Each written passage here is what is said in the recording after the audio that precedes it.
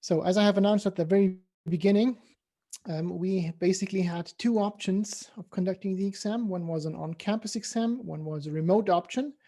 I've already outlined the ideas of both in the very beginning, and I promised we would make a decision by January. Given the current situation, the only reasonable decision is to go for a remote exam. So here's a few words on how this is going to work. Date and time won't change. So in case you don't know yet, the end term will take place on Wednesday, February 17th at 18:15. Not my favorite time, but that's how it is. The exam will be 90 minutes, so the official end time will then be 19:45, and that will take place in the form of a one-time remote exercise. I'll give you some more details in just a minute. The retake is scheduled for April the 6th, 11:30 to 1300.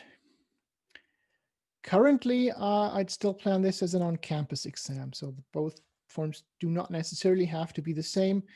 But again, there's also the option of making this remote only in case the situation does not become a lot better until that time. So for now, the change to remote exam only applies to the interim on February 17th. Changes to these times are always possible, so please monitor TUM Online, monitor your exam registration on TUM Online. The official times will always be announced there. And of course, I'll make an effort to announce them on the Moodle page as well. But the more current results might be on TUM Online in case there is an urgent update. So here's a quick overview for the rules that you mostly already know for the remote exercise. The working time will be 90 minutes as it was intended for the on-campus exam. In addition to that, you'll get 15 minutes meant for printing the exam sheets at the beginning or transferring them to a tablet, meant for scanning, any conversion work you need to do and uploading.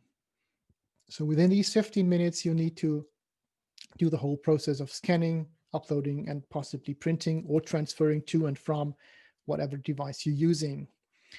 Late submissions will not be accepted. So there is no grace period after those 15 minutes. Please make sure to hit the upload button in time. The major change towards the on-campus exam is, of course, this here. The remote exam will be open book. It will not be supervised. So I don't have any means of checking which aids you are using anyway. And for that reason, the only reasonable way is to make it an open book exam, not a closed book exam anymore. So we don't have to talk about aids, I guess. Obviously, communication of any kind is not allowed. And if I detect anything like that, that will be considered cheating. I'll say a few words about those later on. Let me just mention right now that the exam will contain randomized elements that might not be easy to detect, depending on how clever I will be. So even if you try to communicate, you might still get the wrong solution because your colleague or colleagues may have different problems. The one other change compared to the on-campus exam is there'll be a prior code of conduct submission. I'll let you know the date in just a minute. I'll just want to tell you this code of conduct submission is mandatory. What it contains is basically about a page of code of conducts. So that details what you're allowed to do and what you're not allowed to do, what the exam rules are. And in this code of conduct exam, you basically copy one sentence from that states, I have read these rules, I have understood these rules, and I will adhere to these rules. And you put a date and your signature next to that. The idea of this is, of course, that you actually do read and understand these rules, confirm that, and that we get a sample of your handwriting, because we will then be able to compare the handwriting that you used on the code of conduct submission with that on your actual examination. Also, second part of this code of conduct exam is we'll be asking you to add a picture of a photo ID to that code of conduct submission. that basically does what we normally do in an on-campus exam. We'd normally check your photo IDs there, and we can't do that in a remote setting. So we'll do this beforehand using this code of conduct submission. Okay, that's the 2 points here. There's no mathematical problems on the code of conduct. And as long as you fill it in completely and submit it in time by the given deadline, then you should all pass that. And there's no grade on that, by the way. That's basically a repetition from what we've talked about before Christmas already. Just a quick overview of the workflow. We'll use the TOEIC exam platform that some of you have already tried.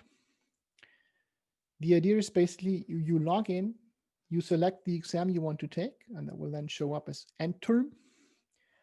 That will give you a downloadable PDF exam sheet. Once the examination starts, of course, not before. You transfer that to a tablet in the digital workflow. You write your solutions directly into the sheet, save that as a multi-page PDF file, and then upload again to TOEIC exam before the deadline of submission. If you'd rather use the pen and paper workflow, the first steps are the same. You still download the sheet, but then you either print it, write the solutions directly on the sheet, and then scan the pages or take photos, preferably using some kind of scanner app on a mobile phone, so that you will directly get a multi-page PDF or also multiple JPEG files, and you just upload those on the TOEIC exam platform in the same way. There's also an option, instead of using the sheet that we supply here, to use individual paper. And I'll say a few more words about that later. There are some restrictions on that. So in case you don't have a printer on examination day that you can use to print the sheet, you can prepare those individual sheets beforehand and then use those. Allowed tools, as I said, the examination is going to be open book necessarily. So you are allowed to use whatever books, notes, sheets you want. You're also allowed to use a pocket calculator, though you won't need one. And I strongly recommend you not use one. You are, of course, not allowed to communicate with anyone, and you are not allowed to work in any kind of groups. What I recommend is that you prepare basically in the same way as you would for an on-campus exam. I would prepare a cheat sheet, preferably of format DNA4. That should be sufficient to fit everything you need. I would prepare this while learning for the exam, so that you have a handy cheat sheet where everything that you might need is on, and you quickly find what you need with this cheat sheet. That's probably the best way of preparation, and that's my recommendation. I wouldn't use any other books. Maybe I'd have some on the shelf that I could consult, but it's not really necessary once you have a good cheat sheet. A few words about cheating. There's multiple ways we are trying to find out if you cheated. I already mentioned handwriting. So with the code of conduct exam, we take in a handwriting sample. And of course, we're going to compare that sample to the handwriting on your actual examination. For that reason, please use the same technology for the same workflow for the code of conduct and for the actual examination. So if you plan to do the examination on a tablet, then please use the same tablet for the code of conduct exam. Otherwise, your handwriting might be too different. And in that case, that will be counted as cheating. It will also be cheating if you somehow solve a problem that you did not have on your exam sheet. And that's kind of the point of those random elements. So if the problem on your sheet actually looks different and you supply the solution for a problem that one of the other students had on their exam sheet, then that will be counted as cheating. The same, of course, is true if you obviously copied solutions. And the consequences of that will, of course, first be a fail. So the exam will be counted with a failing grade of 5.0. The other consequence of that will be that you only have one more retake possibility for this exam. That should be laid out in your examination regulations for your study program. And usually the consequence of cheating is one final retake. If you fail that, then your study program will be terminated indefinitely. Okay, so that's quite some risk that you would take there, in my point of view. Individual sheets, I mentioned that already. So in case you don't have a tablet and in case you don't have access to a printer on examination date, you can also download and print sheets for your solutions beforehand. We have a template, a PDF template on the Moodle course page. You can download that. That contains, I think, 20 or 25 pages, sufficiently many pages. You just print that. And when examination day comes, you access the PDF with the problem statements, but you don't print that, you don't write in there. Instead, you just use the prepared sheets that you printed out already. Please use one sheet per problem, so it's always clear where your problem is, where your solution is. And clearly mark the problem on each page. There is a space for the problem number where you can put in that problem number so that the correctors don't have a hard time of finding your solution. Something that is true for all forms of uploads, you only have to upload necessary pages. So of course you can scan and upload it all, and you'll usually do this if you go for the digital workflow. If you're scanning printed out pages, individual sheets or the one that we provided, then of course you don't have to upload pages that don't contain anything. So if you didn't write anything on a page, then you don't have to upload that. You don't have to scan that. The risk, of course, is yours. So if you forget to scan and upload a page, then of course it cannot be graded, and we will not accept late submissions on that. Okay, pages that you don't upload will simply be replaced by empty pages from the original template before correction. Also, please make sure to not submit any duplicate pages. Also for the individual sheets, no duplicate pages, please. The individual sheets all have a number on them. Please be sure to print that out just once and then use each page just once. We will not accept any other pages. So it's either the original template that you can download at examination time, or it's the sheets that are available for printing on Moodle now. You can use either of those, but please don't use any other pages. A few words on the code of conduct submission. The date for that will be February 8th to 10th. So we have a few days before the exam to check if everything is correct. The download will open on February 8th. And between February 8th and February 10th, you can choose any time you want to download and read the code of conduct, fill in the required handwriting, and that should actually not say alert here. The important part is here completely. Please fill in completely, read exactly what you're supposed to do. It will give you exact and precise, an exact and precise description of the task that we're expecting. Please read that and adhere to that, and then sign it. And also add the photo ID. Again, it will contain details on what is required here. I already said, please use the same kind of medium. So either a tablet that you plan to use for the exam or the print and scan process that you want to use for the exam so that the handwriting is recognizable. And please submit it before the deadline. Deadline will be February 10th at midnight. So basically 23 hours and 59 minutes. And as I said, this is a mandatory requirement. So this is to be considered part of the actual examination. If you fail to do this or fail to do this properly, then you will not be able to take the exam. So please take care to do that. I'll send around a message for all those registered on TOM Online to remind you of that and to inform you of that. And all those details will also be available on Moodle sometime tonight, so that you can read up on those. And I also put a preliminary copy of the Code of Conduct exam on there, or at least of the Code of Conduct itself, so that you can also read through that already. Great. To conclude, a few hints on scanning. You might know some of those already.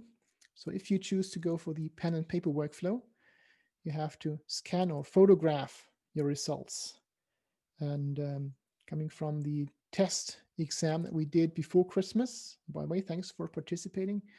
Here's a few things that I would like to mention to watch out for in the scanning process. So please be sure that the scan doesn't look like this here.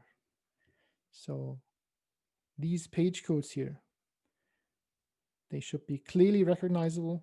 You don't cut them off, please. And also make sure that the format is exactly DIN A4. So this is not really a rectangle here anymore.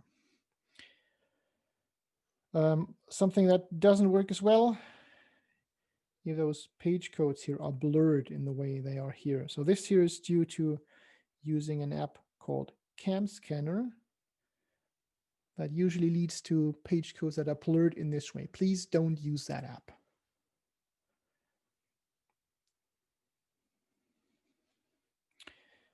Another don't. So again, you can see, I guess it was a photo that was taken here. Again, these page codes are badly blurred. There's no way the system will be able to recognize those. So please make sure those are readable. And of course, the same applies to your own handwriting. This is fairly well readable still. But if the photo is blurred in that way, then that might also affect the readability of your solutions. Here's another thing you should not do.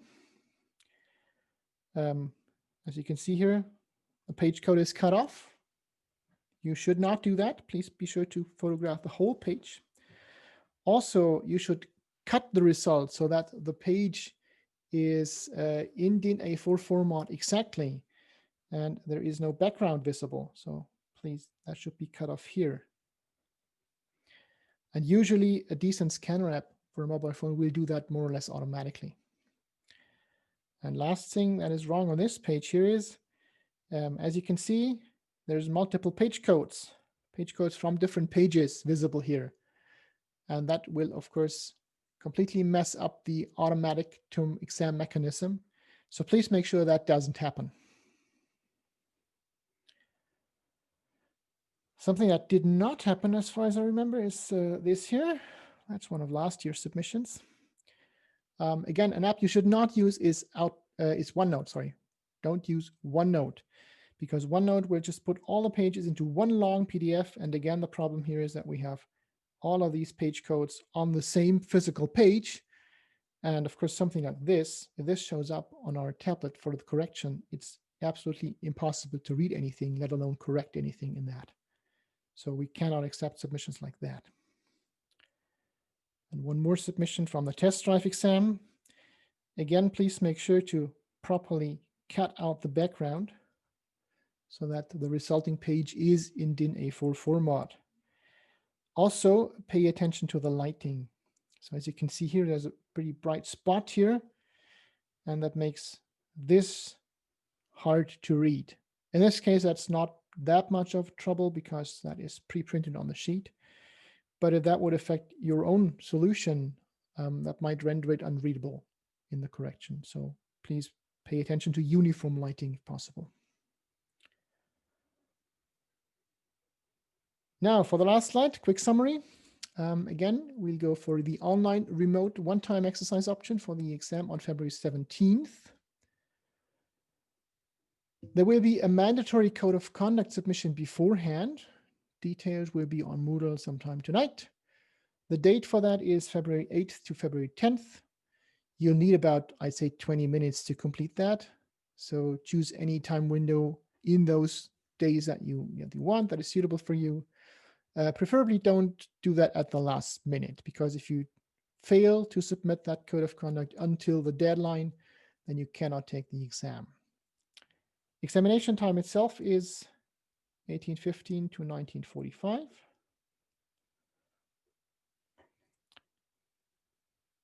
Submission deadline, meaning we have as I said, you have an extra 15 minutes for the scanning and uploading process. So submission deadline is 2000. and 0 seconds, no exceptions. So if you hit upload at 2001 second, then you pass the deadline and it will not be accepted anymore. The exam will be open book. There will be random elements to detect cheating. If you want to use individual sheets, then please only use the templates available on the Moodle course page right now. Registration for the exam is, of course, still mandatory. You need to register on OneTime Online if you want to take the exam. The deadline is January 15th. So if you want to take the exam, please register now, preferably. You can still deregister until, I think, a week before the exam. So if you prefer not to take the exam, of course, it would be great if you deregistered. That makes organization a little easier. And for those who could not take part in the TOEM exam test drive before Christmas, we'll organize another test drive that will happen on February 1st. The idea is, again, to give you a chance to experience the TOEM exam system. So if you successfully took the first test drive, you don't have to take part. I will register everyone who is registered on for the exam at that time, so that you can experience the TOEM exam submission system if you did not have the chance to do that. We will not correct your submissions at this time, however. So the idea is just to give you an impression of how the system works. And of course, the code of conduct will also use the same system. So that's another chance to experience that. One more thing that I forgot in my summary, for all of those of you who have an extension, please do write me an email as soon as possible and include the official letter from the examination board that details your extension. And then I will enter that into the submission system. That should take care of that automatically. But of course, I need to get the information and I need to get proof of that extension by sending me that letter from the examination board. So that's it about this first exam. Again, I'll put up those slides on Moodle, and I'll also put up some more details that you can read up on Moodle afterwards. Any questions I can answer right now? Quite a lot of them.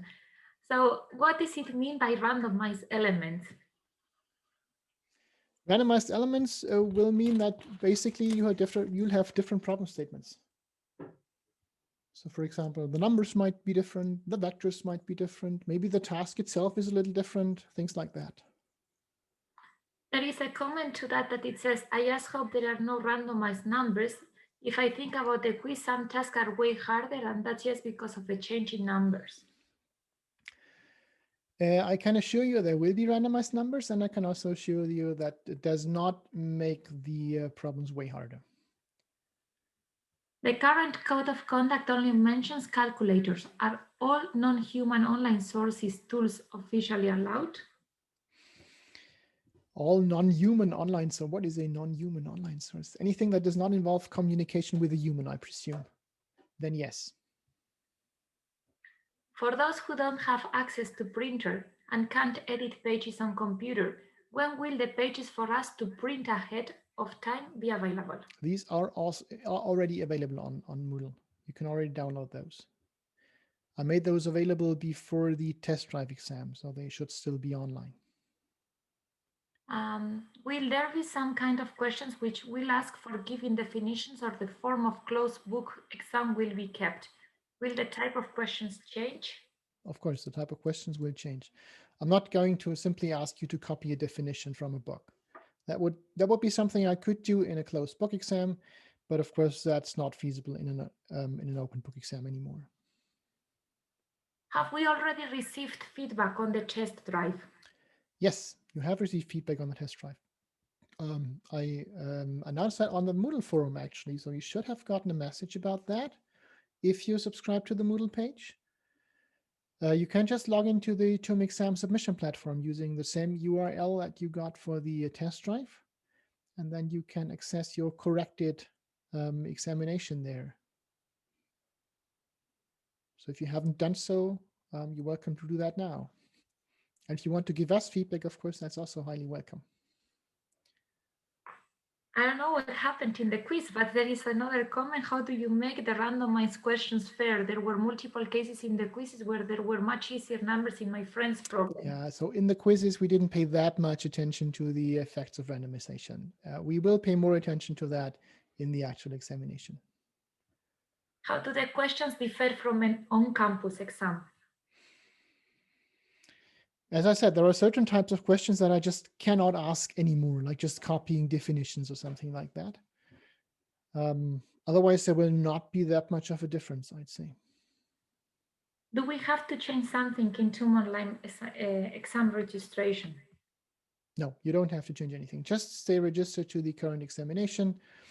We'll try to change the information on there, obviously, as well. And once examination registration is completed, I'll also send a message to all those registered for those who missed the announcement on this course here on the Moodle page. But otherwise, you can just stay registered to the same examination. How many problems are going to be part of the exams? I don't know yet. What should I do if I choose the digital workflow and run out of space on the exam? You won't run out of space on the exam. There's sufficient space. If you really run out of space, then there is at least one additional page that you can use, and that should be more than sufficient. And also, if you really run out of space, you probably made a mistake somewhere. Will the code of conduct be available via TUM exam, Moodle, or email? The code of conduct will also be available via TUM exam. We'll use the same submission platform as for the original exam. Is there a step-by-step explanation during the examination for what to do next in the workflow, like in the test drive? I don't really know what you're referring to here, actually. I think maybe what they say is like first, like, I don't know, like scan the code of on conduct, then like download the, I guess. So basically what I wrote down, where is it? What I wrote down here and here. Of course, I'll make those sheets, those presentation slides available to you. The workflow is going to be exactly the same as in a test drive.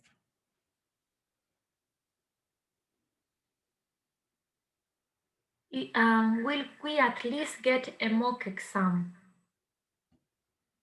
Well, that depends on you. You know, we have those quizzes. And in the beginning, I said, if you performed well enough on those quizzes, and as far as I know, you're still on track, barely, but you're still on track, then you will get a mock exam, yes. And I will make that available in the form of an actual examination, yes. Again, it won't be corrected, obviously. Do we have two options for exam? One option being on-campus exam and the other one being remote exam? No, there is no options. It will only be remote. You don't get to choose the on-campus version. Just to mention, I used OneNote in the test drive and it created a normal PDF with each page as one. So it worked out as it should. So if you manage to do that, that's fine. Again, the risk here is yours. I had very, very bad experiences with OneNote, or let's say with people using OneNote, maybe incorrectly. But if you end up with a long PDF containing all the pages on one page, then this will not be accepted for the examination. We will reject that. Is the exam going to be created with the use of a calculator in mind or without? You don't have to use a calculator, no. You should be fine without one. Are we going to get a practice exam? Again, that depends on how you perform in the remaining quizzes. What did you say? We need to contact you if we have an extension? Yes, so if you have an extension, then please just send me the official letter, the official confirmation that you got from the examination board, so that I can enter that information into the TUM exam submission platform. And they will then automatically be respected. Could you please send the link to the TUM exam website? The link for the TUM exam website is available on Moodle. And there's also a link to the official TUM exam manual that contains a lot more hints and a lot more pointers to possible apps that you can use for scanning or for writing. So please refer to that. And you'll also confirm on the code of conduct that you have read and understood that manual, by the way. Why does it still say on Nonhuman line that the exam still takes place on campus? Because that has not been changed yet. It will be changed. Since the type of questions are different, are the exercise sheets still sufficient to be well prepared for the exam? Yes, the exercise sheets are still sufficient to be well prepared for the exam. I did not use any, I think I did not use any very simple questions that I could not use on a closed book exam, on an open book exam anymore. Are the exam questions similar to the ones asked in the quizzes, exercises, mock exams? Yes, of course. As always, there are questions on these mock exams, on the quizzes, on the exam sheets, on the exercise sheets that might not be suitable for an exam question, mostly because they would require too long computations, too tedious computations. They would be too complicated, things like that. So not every question on the sheets is suitable for an exam question, but most will be, yes. And the same holds true for the quizzes. What about taking the first exam on April? You can do that. So you can absolutely skip the attempt on February 17th and just do the April exam as your first. I cannot guarantee that we'll be on campus. I hope we can, but no one knows how the pandemic evolves until that time. So it might still happen that we'll have to move that to remote only as well. I just don't know yet. But you're free to skip the first attempt. However, after the April exam, the next attempt will then be February in a year. So there is no Math 1 exam in the summer term. So if you decide to do that and then fail the April attempt, you'll have to wait almost a year for your next attempt. Do we get access to Altklausuren? I can, and I will give you access to some old exams, yes. Please bear in mind, most of the ones that I'm going to upload, and that's why I haven't uploaded them yet, most of the ones that I'm going to upload have been actually closed book exams in an on-campus setting. There's only one, I think, that I have for this course that has been an open book remote exam. So you can get a feel for the difference from those, of course, but most have actually been closed book exams, just as a word of warning. But I will upload those sometime this week. Do you only need to scan the pages with the final solution for a question, or do you need to submit the calculations?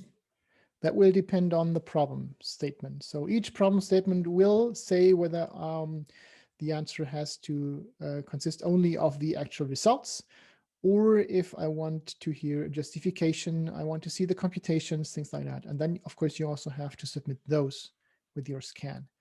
And obviously, while a closed book exam would probably contain more questions that only require results, an open book exam will in turn contain more questions that require justifications or computations or documentation of your way of reaching the result. So if that is required in the problem statement, please also submit that.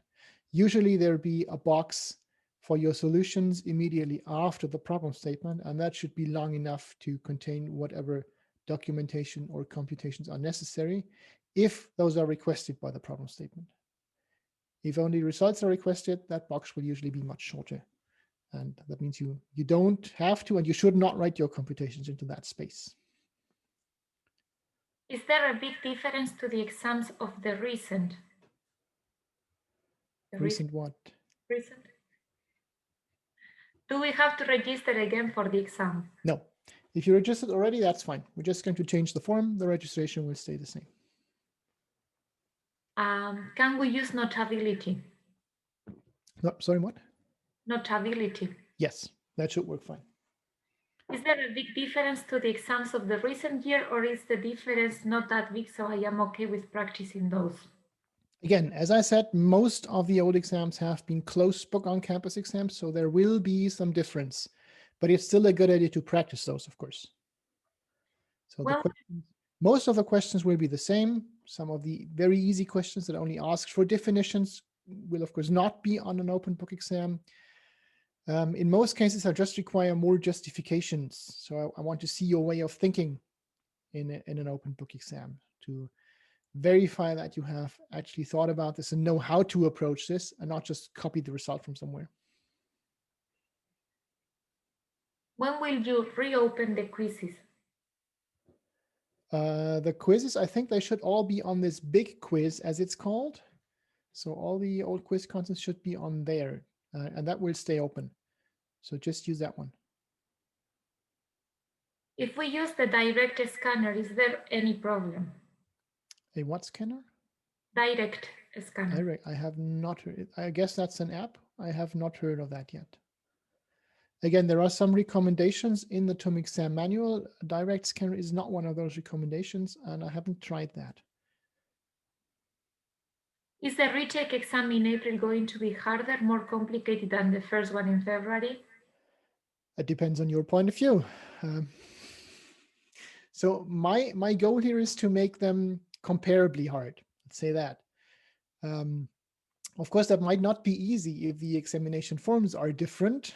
So if we have a closed book exam for one and an open book exam for the other, then naturally they're going to be different. And it's kind of hard to assess how hard you might think they are. I don't aim at making one harder than the other, but your mileage may vary here.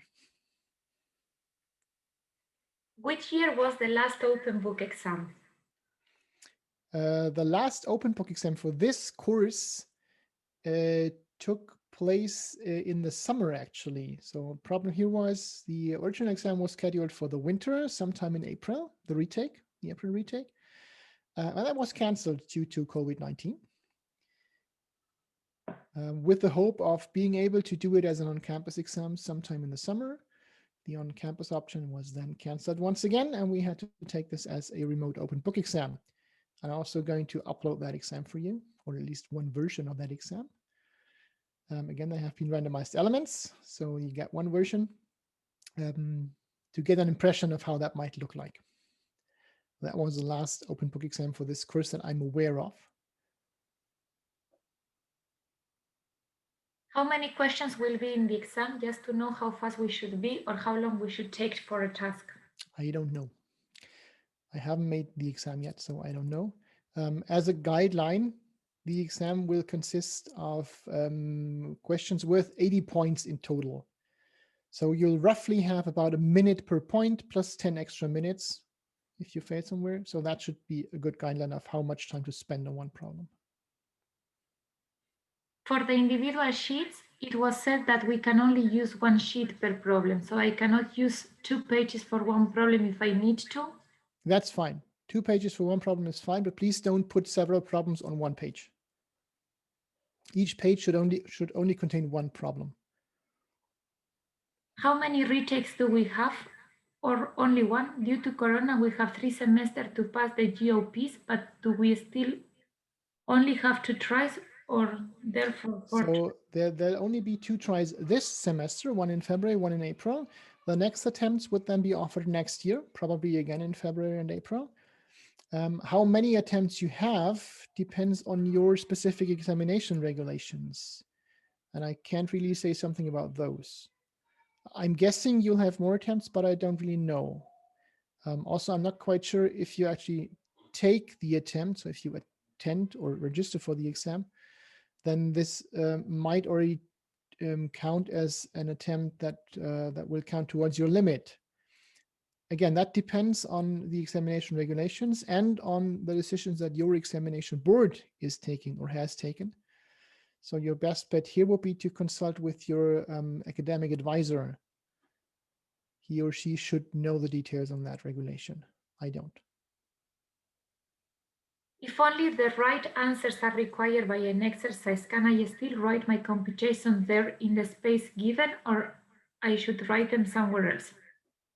You should write them somewhere else. The space given, it will in that case not be sufficient to hold the necessary computations. Coming back to the question about the direct scanner, what it was meant is the hardware scanner. So I guess the machine to scan. Oh, yeah, that's okay. Of course, a hardware scanner is fine. You should check whether that works reliably and correctly, gives the desired output, and is fast enough. So some people in the last exam had obviously had problems with the speed of their scanners, their hardware scanners. Some obviously took minutes to scan a page. And if you want to scan 10 pages in 15 minutes plus upload, they found out the hard way that it was not feasible because they hadn't tested it before. So please test that beforehand, not during the exam. You will want to know that your hardware works reliably and fast enough beforehand. Will the solutions to the old exams will also be published?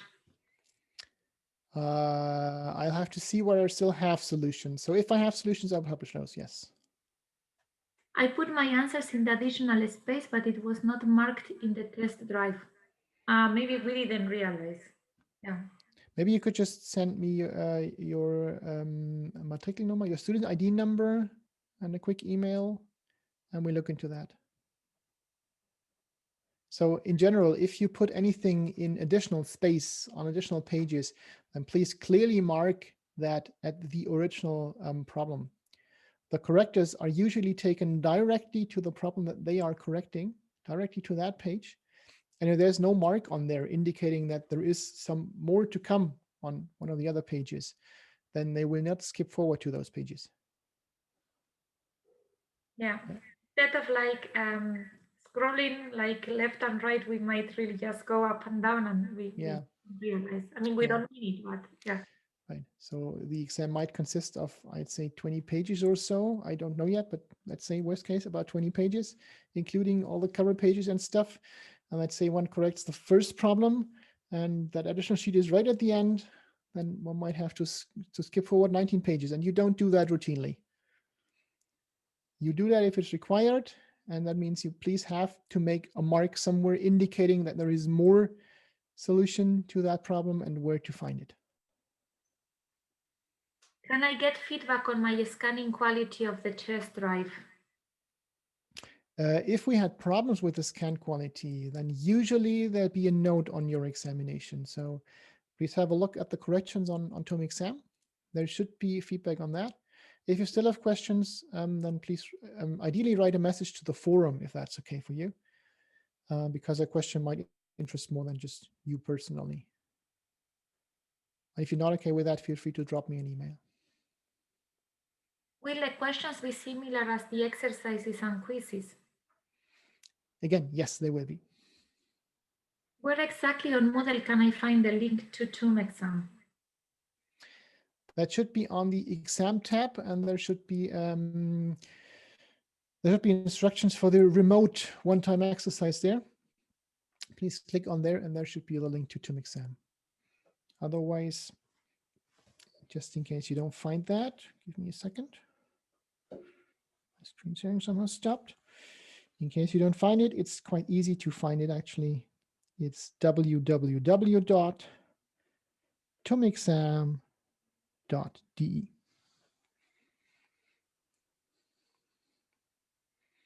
When we will know after written the exam if we fail or insisted?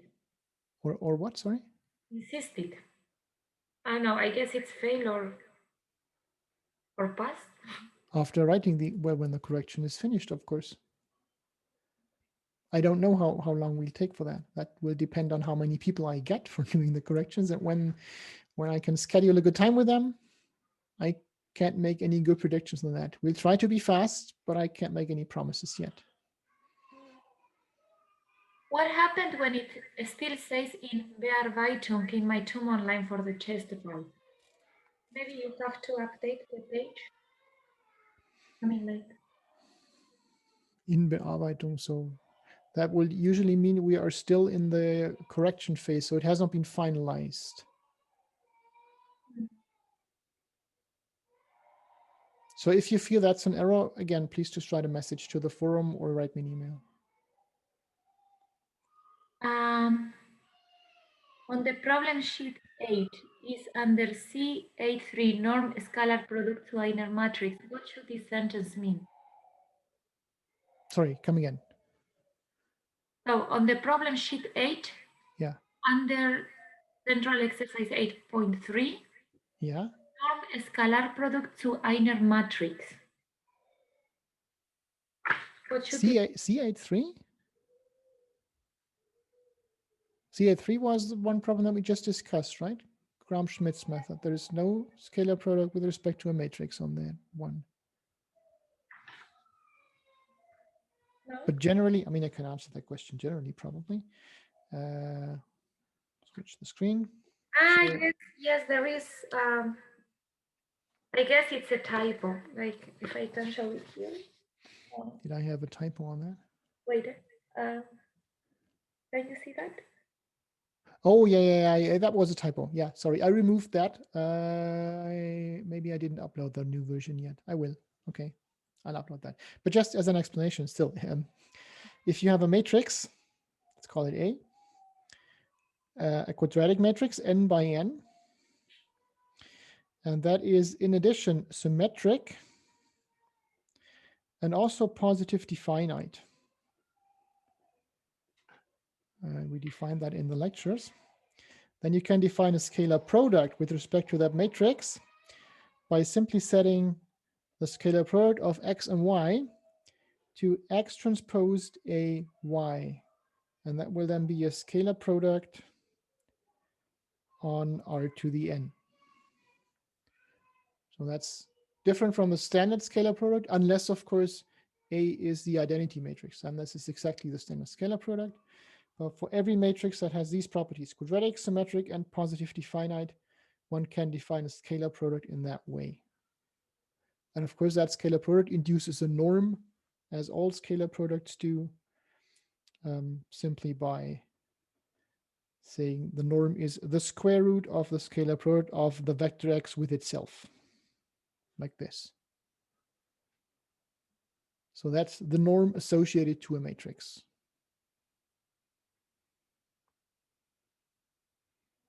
I guess that's what you mean. I guess that's what I meant with that note. I think the idea was to include a problem on that one, and then I decided against doing that. I forgot to remove the note. And there are no more questions. Great, no more questions.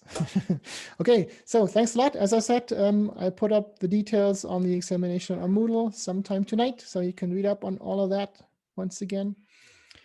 If there's any more questions, please write a message to chat or to the forum, or of course, you're welcome to attend the tutorials and the Q&A sessions and ask your questions there. Otherwise, I'll hopefully see you next Monday. So thanks for attending, and thanks to Lissery for moderating. My pleasure.